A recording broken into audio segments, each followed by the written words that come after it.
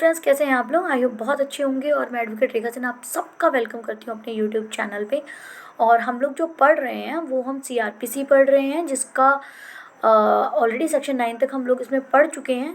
और देखिए, इस पे जो टॉपिक मैं कवर करा रही हूँ वो वही करा रही हूँ जो उत्तराखंड एपीओ के एग्ज़ाम में आएगा। उसी के सिलेबस में जो हमें बताया है उसी से रिलेटेड मैं टॉपिक करा रही हूँ, जिसमें हम सेक्शन 6 से लेकर 9 तक ऑलरेडी कर चुके हैं। और आज का जो हमारा सेक्शन है वो सेक्शन 10 है। ठीक है, तो आप लोग को ज़्यादा समय ना लेते हुए हम लोग शुरू करते हैं सेक्शन 10। सेक्शन 10 कहता है सहायक सेशन न्यायाधीशों का अधीनस्थ होना। यानी कि जो सेशन न्यायाधीश है, कौन सा? सहायक, यानी असिस्टेंट सेशन जज जो होगा वो किसका सब कोऑर्डिनेट होगा, ये बात कौन कहता है? सेक्शन 10 कहता है। तो सेक्शन 10 ये बोल रहा है कि सब सहायक सेशन न्यायाधीश, यानी कि जितने भी असिस्टेंट सेशन जज हैं वो सेशन न्यायाधीश के अधीनस्थ होंगे, यानी कि सेशन जज के सब कोऑर्डिनेट होंगे, यानी उसके अंडर होंगे। ठीक है, और वो जो सेशन जज है वो कौन सा होगा? जिसके न्यायालय में वो अधिकारिता का प्रयोग करते हैं। कौन से?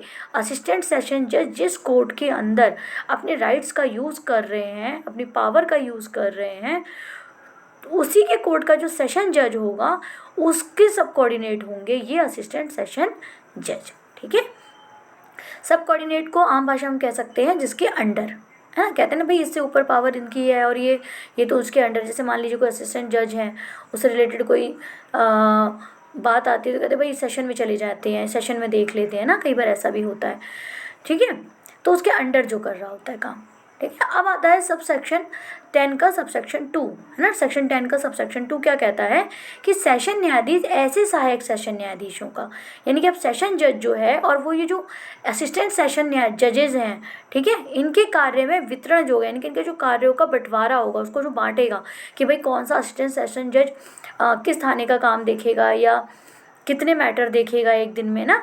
तो जो उसका वितरण करेगा, उसका जो कामों को जो बांटेगा, वो इस संहिता के संगत नियम के समय समय पे बना सकता है। यानी कि इस कोड से रिलेटेड, इस बुक जो संहिता है हमारी, इसी से रिलेटेड ही रूल समय समय पे बना सकता है। कौन बना सकता है? सेशन जज बना सकता है। किसके लिए बनाएगा?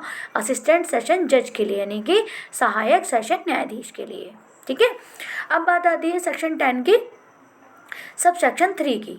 तो देखिए, सेक्शन 10 का सब सेक्शन 3 क्या कहता है कि सेशन न्यायाधीश अपनी अनुपस्थिति में, ठीक है, यानी कि जब सेशन न्यायाधीश नहीं है ना, प्रेजेंट नहीं है, या फिर कार्य करने में असमर्था की स्थिति में, या फिर वो जो कार्य है उसको करने में असमर्थ है, जो भी वहाँ सर्कमस्टांसेस ऐसे हैं कि सेशन न्यायाधीश जो है या तो वो मतलब वहाँ पे प्रेजेंट नहीं हो सकता, मतलब अनुपस्थित है वहाँ पे, है ना, प्रेजेंट नहीं है, या फिर वो इस तरीके से कोई कंडीशन है कि वो जो उसका कार्य है वो उसको करने में कैपेबल नहीं है। तो क्या होगा? किसी अर्जेंट आवेदन पे, अर्जेंट आवेदन मैंने आपको जो बताया था कि अर्जेंट एप्लीकेशन, जैसे वो बेल की भी हो सकती है, वो अपील की भी हो सकती है, वो स्टे का भी हो सकता है ना। तो इससे रिलेटेड जितनी भी कोई अर्जेंट एप्लीकेशन होगी वो कौन देखेगा? अपर यानी एडिशनल या फिर सहायक सेशन न्यायाधीश या फिर असिस्टेंट सेशन न्यायाधीश उस चीज़ को देखेंगे, उस चीज़ को शॉर्ट आउट करेंगे, डिस्पोज ऑफ करेंगे, या फिर उस पर जो भी उनको ट्रायल चलाना है, जब तक वो नहीं है तब तक वो उस काम को कर सकते हैं। ठीक है, करेंगे। अब देखिए, ये कहता है सेक्शन 10 का ही सब 3 क्या कहता है कि अगर मान लीजिए अपर या सेशन न्यायाधीश भी नहीं है, या तो एडिशनल और असिस्टेंट सेशन जज भी नहीं है, तब क्या होगा? तो तब इन अर्जेंट आवेदनों को कौन देखेगा? मुख्य न्यायिक मजिस्ट्रेट द्वारा निपटाए जाएंगे, यानी सीजीएम के द्वारा, चीफ जुडिशियल मजिस्ट्रेट के द्वारा इन मैटरों को निपटाया जाएगा। ठीक है, और क्या समझा जाएगा? ये माना जाएगा कि जैसे वो जो जज हैं जिनको ये राइट है, पावर है इस कार्यवाही को करने का, है ना, तो जैसे उन्होंने ही इस कार्य को करा हो।